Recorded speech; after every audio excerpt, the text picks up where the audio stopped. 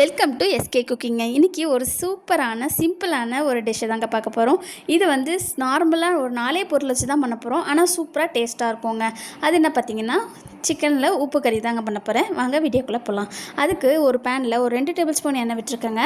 இதில் வந்துட்டு ஒரு பெரிய வெங்காயத்தை வந்து பொடிசாக சாப் பண்ணி வச்சுருக்கேங்க. ஒரு 2 பூண்டு கட்டியை வந்துட்டு தோலை உரித்து சாப் பண்ணி வச்சுருக்கேன். ஒரு 12 காஞ்ச மிளகாய் விதையை எடுத்து வச்சுருக்கேங்க. ஒரு கொத்து கருவேப்பிலை இதுதாங்க இதுக்கு தேவையான பொருள். இதுக்கப்புறம் நம்ம இதையே ஆட் பண்ண பண்ணிட்டோங்க. இப்போ நம்ம இந்த எண்ணெயில் வந்துட்டு சாப் பண்ணி வச்சுருக்க இந்த பூண்டையும் ஒரு கொத்து கருவேப்பிலையும் நல்லா கொஞ்சம் ப்ரௌன் கலர் வர வரைக்கும் வதக்கிக்கலாங்க. வதக்கினதுக்கப்புறம் பார்த்திங்கன்னா காஞ்ச மிளகாவை ஆட் பண்ணிக்கிறேங்க. இதையும் கொஞ்சம் ப்ரௌன் கலரில் மாறட்டுங்க. மாறினதுக்கப்புறம் பார்த்திங்கன்னா இப்போ நம்ம வெங்காயத்தை கட் பண்ணி வச்சுருக்கறோம்ல, அதை எடுத்து இதில் சேர்த்துக்கலாங்க. இப்போ இந்த வெங்காயத்தை வதக்கினதுக்கப்புறம் இதுக்கு தேவையான சால்ட்டு இதிலே போட்டு நல்லா வதக்கிக்கோங்க. வதக்கினதுக்கப்புறம் பார்த்திங்கன்னா வெங்காயோட கலர் வந்து நல்லா மாறி இருக்குங்க. இப்போ இந்த ஸ்டேஜில் தாங்க நான் போன்லெஸ் சிக்கன் எடுத்திருக்கேன். அந்த சிக்கனை வந்து இதில் ஆட் பண்ணிக்கலாங்க.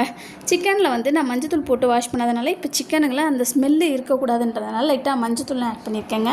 இப்போ மஞ்சத்தூளை ஆட் பண்ணி நல்லா வதக்கி மூடி போட்டு விட்டுருங்க. ஒரு சிம்லே விட்டுருங்க. 20 நிமிஷம் அப்படியே இருக்கட்டும்ங்க. இந்த டிஷ்ஷை பொறுத்த வரைக்கும் சிம்பிளாக தாங்க இருக்கும், ஆனால் சூப்பராக இருக்குங்க. சரியான டேஸ்ட்டாக இருக்குங்க. சாப்பாடில் நீங்கள் சும்மாவே நார்மலாகவே பசிச்சு சாப்பிட்லாம். காரமே இருக்காது. ஏன்னா விதையெல்லாம் நீக்கிட்டு தான் நம்ம வச்சுருப்போம். இப்போ நான் ஒரு 20 நிமிஷம் கழித்து எடுத்து பார்த்தேன். சிக்கனில் இருக்க தண்ணியெலாம் கொஞ்சம் வெந்து கொஞ்சம் ட்ரை ஆகிற வரைக்கும் இருக்குது. இன்னும் கொஞ்சம் தண்ணி இருக்குது. இது வந்து நம்ம திருப்பி மூடி போட்டு வச்சிடலாங்க. இப்போ மூடி போட்டு ஒரு 10 நிமிஷம் வச்சுருந்தேங்க. இப்போ எடுத்து பார்த்திங்கன்னா நம்மளோட எண்ணெயெல்லாம் திரிஞ்சு சூப்பரான உப்பு கறி ரெடி ஆயிடுச்சுங்க. இது சிம்பிளாக தான் இருக்கும் இந்த டிஷ்ஷு, ஆனால் சாப்பாடில் போட்டு பற்றி சாப்பிட்டிங்கன்னா சூப்பராக இருக்குங்க. இந்த வீடியோ உங்களுக்கு பிடிச்சதுன்னா லைக் பண்ணுங்கள், ஷேர் பண்ணுங்கள், கமெண்ட் பண்ணுங்கள், சப்ஸ்கிரைப் பண்ணுங்கள், கூடவே பெல் பட்டனை கிளிக் பண்ணுங்கள். நீங்களும் இப்படி தான் செய்வீங்களான்றதையும் கமெண்ட் பண்ணுங்கள். பாய்.